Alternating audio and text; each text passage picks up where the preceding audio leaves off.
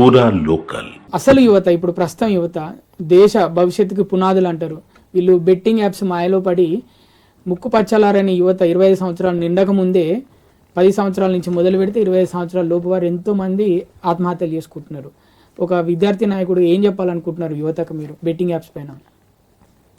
అంటే betting apps ఈ మధ్య ట్రెండింగ్ అయిపోయింది. చాలా మంది విద్యార్థులు తమ తల్లిదండ్రుల దగ్గర ఎగ్జామ్ ఫీజు పేరు మీద, ల్యాబ్ ఫీజు పేరు మీద, ఆ పేరు మీద ఈ పేరు మీద డబ్బులు తీసుకొని వీళ్ళు తీసుకొచ్చి బెట్టింగ్ పెడుతున్నారు.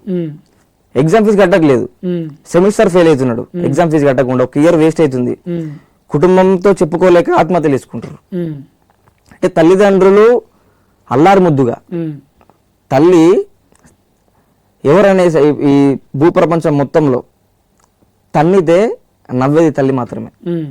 కడుపులో తన బిడ్డ ఉన్నప్పుడు తన్నితే నొప్పి కలిగినా కూడా తల్లి నవ్వుతుంది, సంతోషిస్తుంది. కొంతమంది బెట్టింగ్ వల్ల కన్న తల్లిని కూడా నరికి చంపారు కదా. ఈ ఇటువంటి మైండ్ సెట్ విద్యార్థులకు వస్తుంది. వాళ్ళు ఏంది విచక్షణ కోల్పోతున్నారు. వాళ్ళే విచక్షణ కోల్పోయి వాళ్ళు ఏం చేస్తారు అర్థం కావట్లేదు. కొంతమంది గంజాయికి అలవాటు పడి, కొంతమంది బెట్టింగ్ అలవాటు పడి, కొంతమంది తాగుడికి బానిసాయి, కొంతమంది ధూమపానానికి బానిసాయి.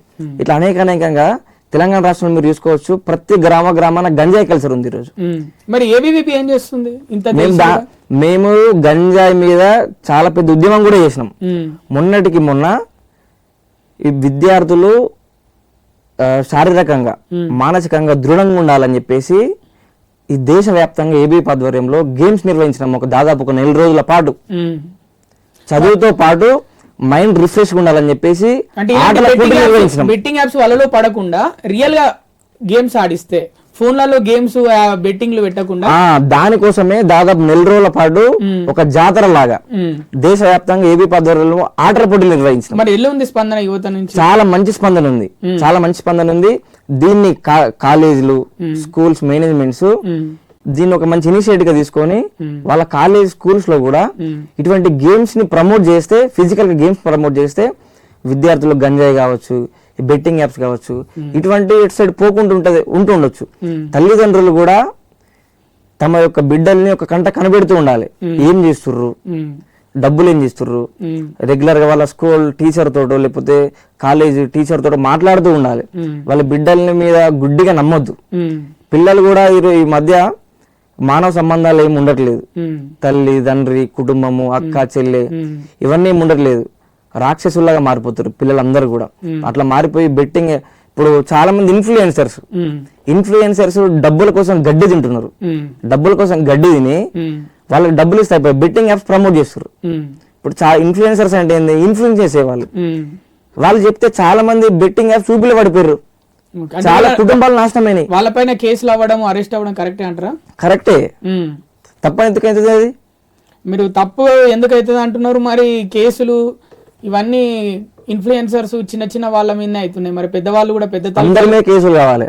పెద్దవాళ్ళు చిన్నవాళ్ళు కాదు, తప్పు తప్పే. చట్టం అందరికి సమానం. చట్టం ఎవరికి చుట్టం కాదు. చట్టం ముందు అందరూ సమానమే.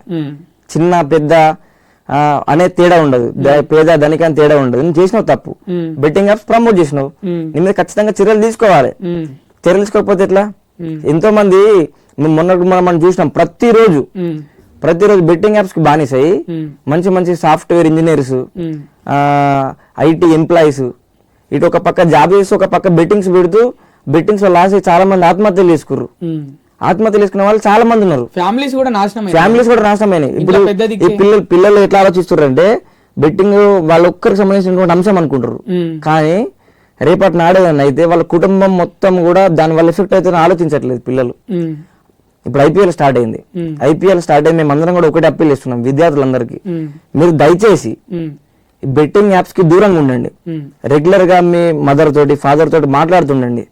మీకు ఏదన్నా ప్రాబ్లం ఉంటే వాళ్ళతో షేర్ చేసుకోండి. మంచి చదువుకోండి. మీకు ఏ రంగంలో అయితే ఇంట్రెస్ట్ ఉందో ఆ రంగంలో మీరు దూసుకెళ్ళండి. అంతే తప్పితే ఈజీ మనీ కోసం అలవాటు పడకండి. అసలు వస్తాయా బెట్టింగ్ మనీలో? బెట్టింగ్ అనేది పెద్ద గ్యాంబ్లింగ్ అండి. ఫస్ట్ 1-2 రోజులు వస్తుంటాయి, తర్వాత మొత్తం లాక్కోవడమే. అదో పెద్ద మాఫియా. అది బెట్టింగ్ అంటేనే మాఫియా. ఇప్పుడు బెట్టింగ్ అనేది ఒక బిజినెస్ అనుకోండి, నువ్వు న్యాయబద్ధంగా చేసుకుంటావు. అటువంటి దానికి నువ్వు ఇన్ఫ్లుయెన్స్ ఎందుకు డబ్బులు ఇచ్చి మరి ఎందుకు ప్రమోట్ చేయాలి? నువ్వు డబ్బులు ఇచ్చి ప్రమోట్ చేపిస్తున్నావు అంటే ఏంది, తిరకాసు ఉంది. తిరకాసు ఏంది, అది పెద్ద ఫ్రాడ్. అది ఫ్రాడ్ కాబట్టి నువ్వు డబ్బులు ఇచ్చి మరి ప్రమోట్ చేపిస్తున్నావు కదా. కానీ ఇక్కడ ఇన్ఫ్లుయెన్సర్స్ పైన కేసులు అవుతున్నాయి, నిర్వాహకుల పైన కేసులు అవ్వట్లేదు. వాళ్ళు దొరుకుతారా మరి? నిర్వాహకుల పైన ఖచ్చితంగా కూడా కేసు కావాలి. ఇది మేజర్ గా ఏంటంటే బెట్టింగ్ యాప్స్ ఇన్ఫ్లుయెన్సర్ కూడా తెలియని విషయం ఏంటంటే అది ఎక్కడి నుంచి ఆపరేట్ అవుతుందో కూడా తెలియదు వీళ్ళకి. అంటే డబ్బులు వస్తున్నాయని చెప్పేసి గుడ్డిగా ప్రమోట్ చేసిర్రు, డబ్బులు వస్తున్నాయని చెప్పి గుడ్డిగా ప్రమోట్ చేసిర్రు తప్పితే వీళ్ళకి కూడా వాటి అని తెలియదు. వాళ్ళు ఎవరు ఆపరేట్ చేసేది, దీనివల్ల పర్యవసానాలు ఏంది అంటే బాధ్యత రహితంగా వాళ్ళు ప్రమోట్ చేసిర్రు. ఇప్పుడు వాళ్ళు తప్పు తెలుసుకున్నారు, తప్పు తెలిసినా కూడా తప్పే, తప్పు ఖచ్చితంగా శిక్ష అనుభవించాల్సిందే, ఖచ్చితంగా వాళ్ళ శిక్ష పడాల్సిందే. పోయిన సంవత్సరం 1000 మంది చనిపోయారు ఆత్మహత్య చేసుకుని యువత. వాళ్ళ గురించి మీరంటే ఏం చెప్పాలనుకుంటున్నారు? ఈ దేశానికి ఏదైనా ఆస్తి సంపద ఉందంటే యువత మాత్రమే. అటువంటి యువత ఈరోజు ఇట్లా చనిపోతుర్రంటే చాలా బాధాకరం. మీరు ఒక విషయం గుర్తుపెట్టుకోండి, భారతదేశం అనేది చాలా గొప్ప దేశం. ఈ దేశం స్వతంత్రం కోసము దాదాపు 3,50,000 మంది చనిపోయారు. మనకు అది కూడా తెలుసు. బ్రిటిష్ వాళ్ళతో పోరాడు మనకు కూడా తెలుసు. ఇంకో కోణంలో చూసుకుంటే 3,50,000 మంది తల్లులు తమ బిడ్డల్ని దేశం కోసం ఇచ్చారు, త్యాగం చేశారు, వాళ్ళ బిడ్డల్ని త్యాగం చేశారు.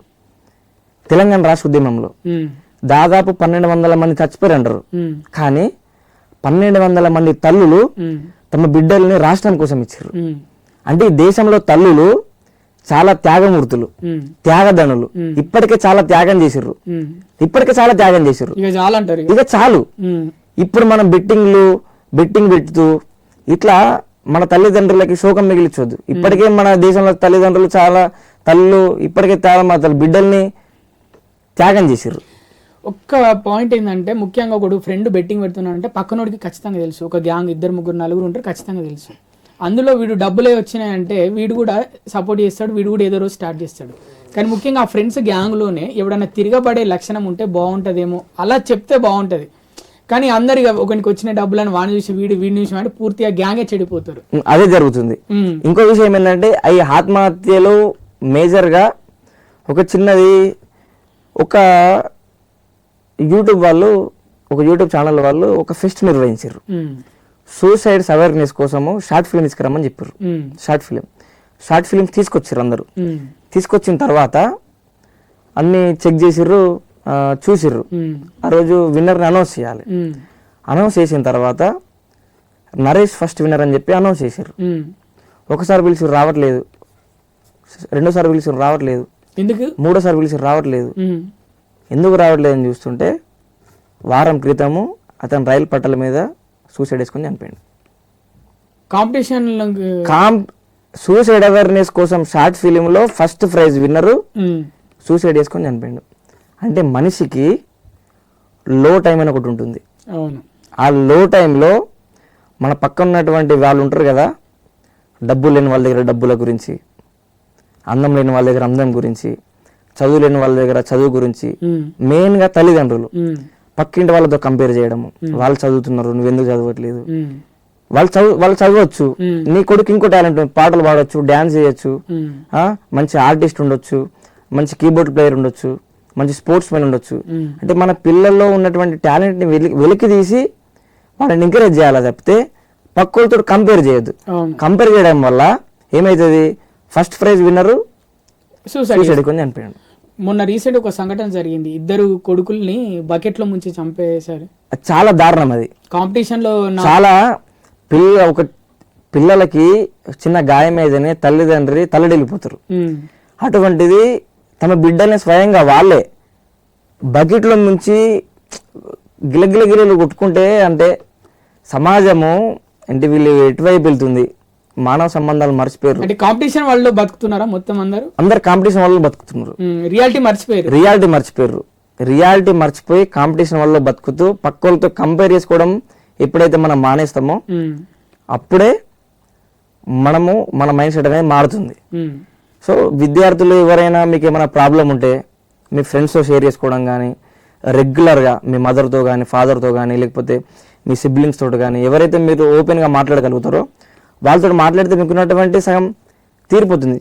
ఈ జీవితం అనేది మనకి జన్మ అనేది మన యొక్క ఇంటర్ఫిరెన్స్ లేకుండా జరిగింది. మనకు తెలియకుండా మన యొక్క ప్రమేయం లేకుండా మనం జన్మించినాం. మన ప్రమేయం లేకుండానే చనిపోవాలి. అంతే తప్పితే మనల్ని మనం చంపుకునేటువంటి హక్కు మనకు లేదు. మన తల్లిదండ్రులకు శోకం మిగిలించకుండా వాళ్ళు కలలు కండరు. అందులో 20% సక్సెస్ అయినా కూడా, సక్సెస్ కాకపోయినా కూడా వాళ్ళ కళ్ళ ముందర వాళ్ళ కొడుకులు బిడ్డలు ఉంటే వాళ్ళు సంతోషంగా ఫీల్ అవుతారు.